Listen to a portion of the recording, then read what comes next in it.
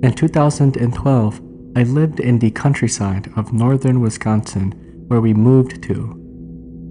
As the little adventurous person I am, I discovered an old abandoned house that even my parents didn't notice. You see, we live on a 45-acre plot, half of which is flat grassland and the other half all full of wood and forest. The house that we moved to was brand new, customized and built by people. Well, I decided to enter this old, rigid yellow house and found nothing good inside. It was a 2-story house. You know those kind of houses that you see in every scary movie? I wasn't thinking clearly enough, so I went upstairs and walked into one of the rooms. The door was hanging on one nail, and every time I walked, the floor creaked. I even thought to myself that the house had potential to be remodeled or refurbished. I remember having a lot of fun going from room to room. The last place that I went into was the basement. At that point, my senses came back to me and I felt a chill coming from my back. As soon as I reached towards the doorknob, my phone rang. My mom was calling me, asking where I was and to come back home as soon as possible. I didn't explain to her about the house yet. We'll just get to there in a bit. As the good girl I am, I turned around and stepped out of the house. As soon as I was about to close the door, I heard a female voice whisper, "Come back." I totally freaked out and ran as fast as I could. When I reached halfway, I looked back and saw a white figure from the second-floor window looking at me. I didn't hesitate to keep running away. That night, I still kept quiet about my little experience, but at around 5 a.m., when my mom usually wakes up to get ready for work, I felt someone looking at me and breathing really hard. I jolted up from my bed and looked around my room, and then, at a sudden surprise, my door opened. A dark shadow crept inside of my room and disappeared. I got out of bed and turned on the lights. Nothing. I walked out of my room and down to the kitchen to get a glass of water. As I walked towards the water canister by the window, I saw her. I saw the same white figure on the second-floor bedroom, looking and standing inside of my house. I fell to the ground and couldn't even scream. All I did was breathe really loud because I felt like something heavy was on top of me, so I crawled to the wall. I could even remember not being able to feel my legs. My body was turning cold and blood was rushing to my head. My mom came downstairs and saw that I was in pain. She knelt down next to me, yelling and screaming, "What happened? What's wrong?" I used all my strength to point at her, but she disappeared as my mom turned around. My mother said, "There's nothing here. What did you see?" "I saw a ghost," I responded. My mom just looked at me weird, but didn't say anything afterwards. My dad came rushing downstairs and asked me, "What happened?" My mom replied, "Your daughter said that she saw a ghost. What should we do?" As my breath slowly came back to me, I stood up and told them my story. After that, my mom called in from work and my dad stayed home. They called in my cousin, who was a shaman, and he looked into it.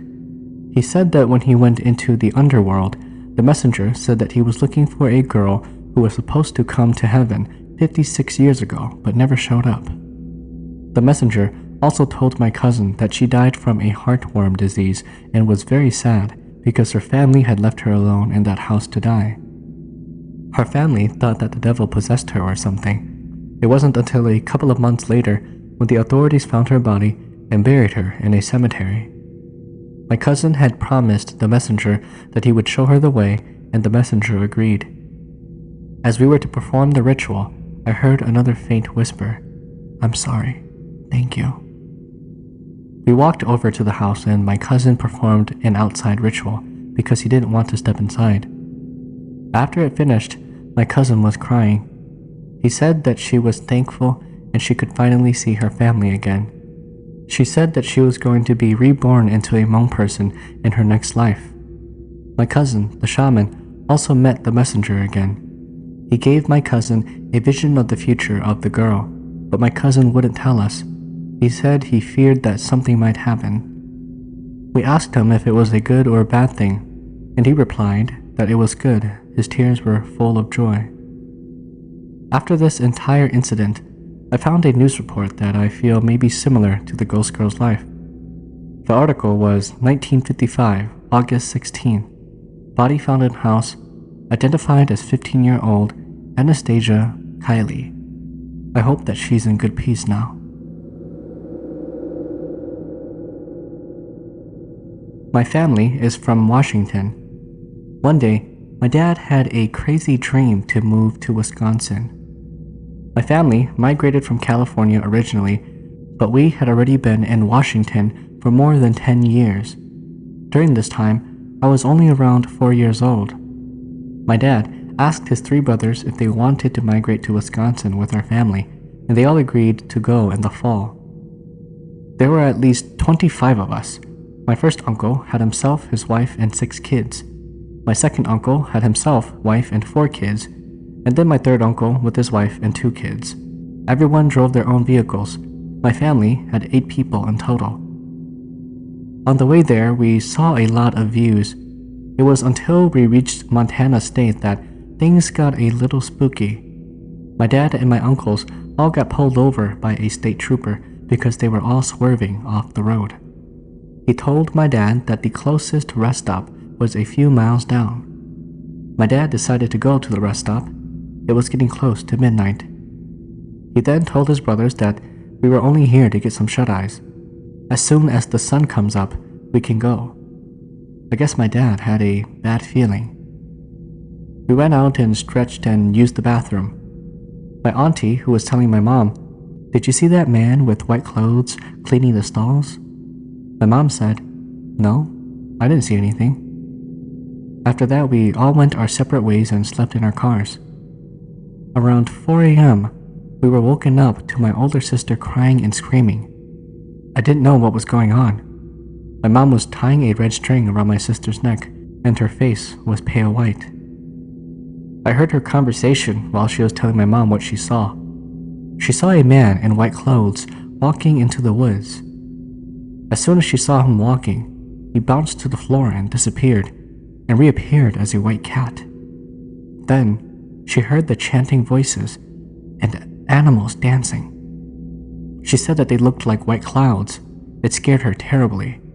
The next morning, we asked the cleaner who came by. She told my auntie that this place was built on sacred Native American grounds. That was probably why she heard the chants and the dancing animals. There was this time in 2012 when I was living with my uncles in Kaukauna, Wisconsin. My grandmother came and decided to stay with us from California. I slept with my grandma in this twin bed that was next to her full-sized bed. My grandma liked to sleep with her blankets up to her chin. This one night, I was half awake and half asleep. I was trying to doze off until I heard my grandma talking in her sleep. I couldn't make out what she was saying, but I didn't think much of it because my grandma would talk in her sleep from time to time. The next morning, I told her that she was talking in her sleep last night. She looked at me and chuckled and told me that I wasn't talking in my sleep. I was yelling at your grandpa. After I heard this, I was scared because my grandpa was dead. She told me she felt something pull her covers down to her waist, and when she looked at the foot of her bed, she saw my grandpa. He pulled her covers down more to her hips, and that's when my grandma got to yelling at him, saying, "If you don't stop bothering me, I will get the neighbors." There was also this time when we moved to Weyauwega, Wisconsin, around 2013 to 2014.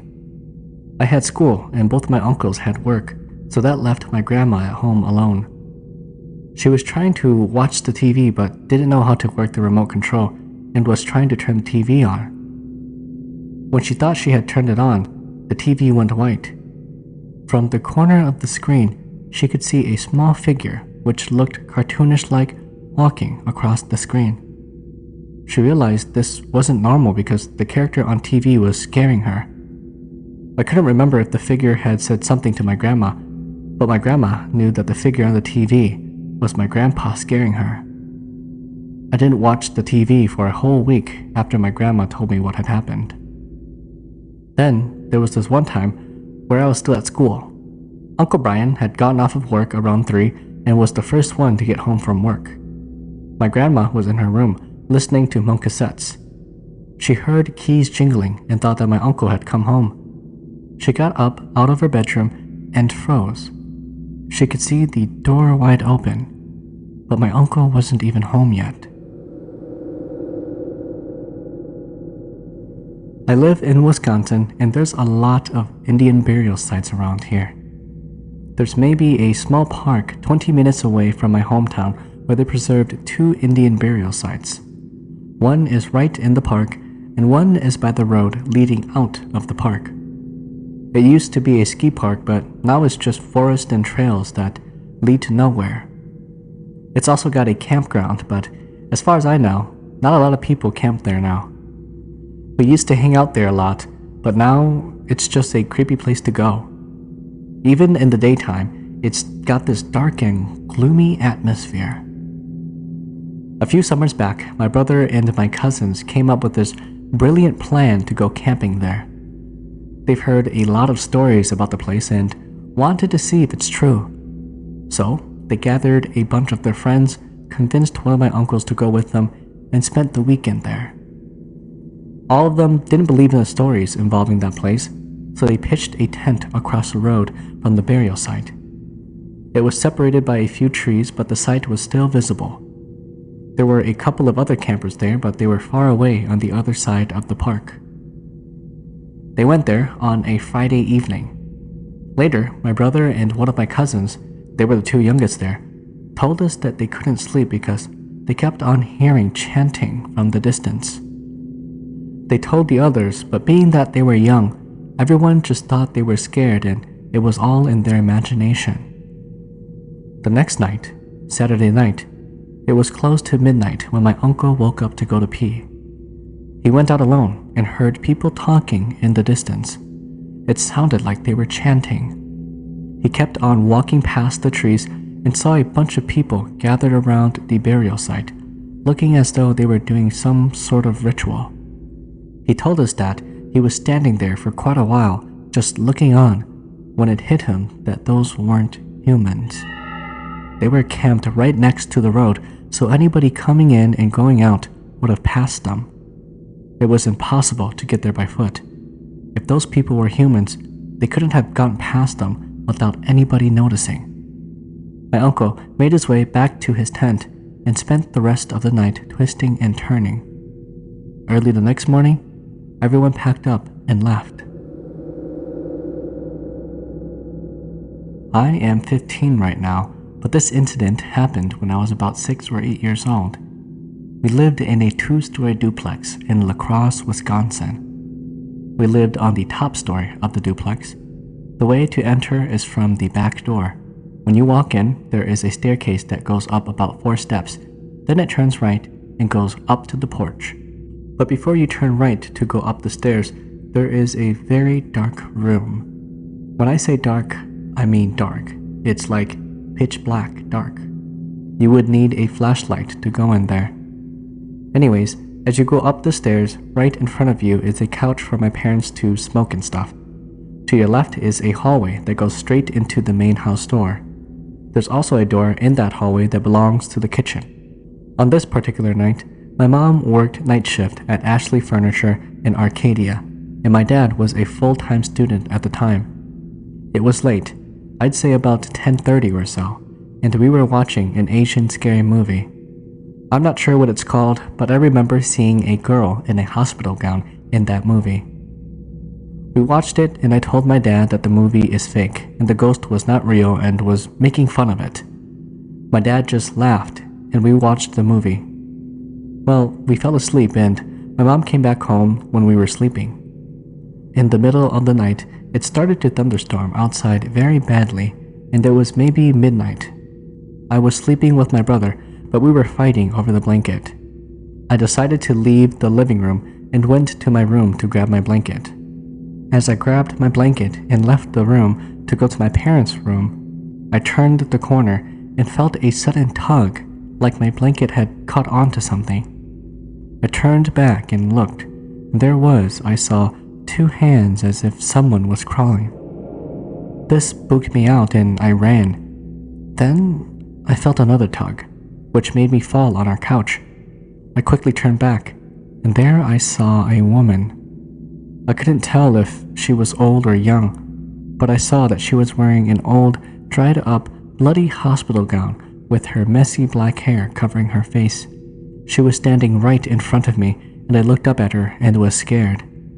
I wasn't crying or screaming, but I was in my mind.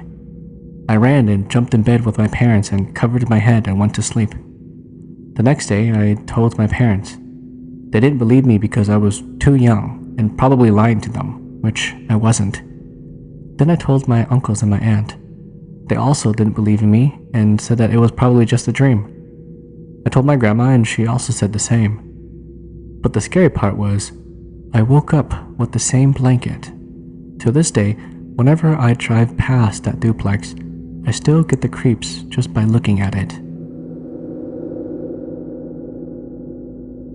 Wisconsin has some of the best lakes and rivers for fishing. My buddies and I do an awful lot of fishing around Wausau and the surrounding areas. One of our favorite fishing trips include night fishing for catfish on the Wisconsin River. One warm night back in 2003, we planned a night fishing trip to Lake Dubay, just 30 minutes south of Wausau. We often fish by the dam, and the area is known to have an abundance of huge catfish arm and thigh size. The three of us, my cousin, nephew, and myself, decided and planned to fish for several hours on the dock. That night was a real slow night. We had several bites but no catches. I decided to walk to the boat landing, which was around 100 feet away, to fish by myself. I instructed my cousin and my nephew to stay together. They were both just teenagers and significantly younger than I was. As I threw my line out and waited for the fish, around 30 minutes later, my cousin came and stood next to me. I asked him why he didn't stay put, and he said he didn't feel secure with me, not at the dock with both of them. Since I had no worries, I decided to just stay calm and wait patiently for a bite. Several minutes later, I turned to look at my nephew at the dock, and he stood there, very still without a movement. I said to myself that he was only watching his fishing pole. About 15 minutes later, my nephew came to the both of us, his fishing pole in hand, and told us that we need to leave immediately. My cousin was asking the nephew why, but I nervously interrupted and said that no one explains anything. We grabbed all of our fishing equipment and rushed to my vehicle. As we were driving off, my nephew explained that as he was watching his fishing pole, he saw what he thought were 3 humps out in the middle of the river. It moved towards him, and several moments later, a giant hand that looked like a snake came out of the river. It stopped and looked at him, and in that moment, something made him freeze, and he could not move for several minutes. I immediately told him to stop talking. Wait until we are completely out of the area before he continues to tell us what happened. The road back to Wausau ran along the Wisconsin River, and at one particular point in that road, we had a sharp turn, and to our right, a massive scene of the lake's view. My nephew shouted out loud, "It's right there! Don't you guys see it?" I tried my best not to look and drove even faster than ever to get out of this area. For the most part, I only thought my nephew was hallucinating and didn't think much of it after that night. 1 week later, I made a very poor judgment. We decided to go back to Lake Dubay to do some night fishing again at the dam.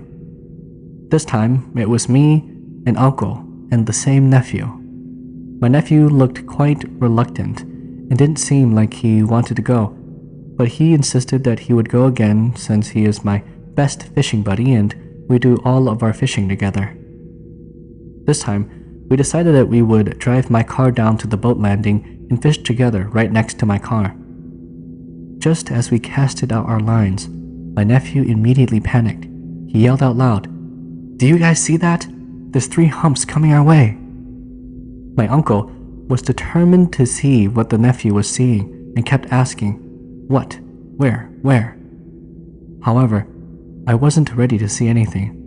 I quickly cut off our fishing pole lines and threw everything into my car.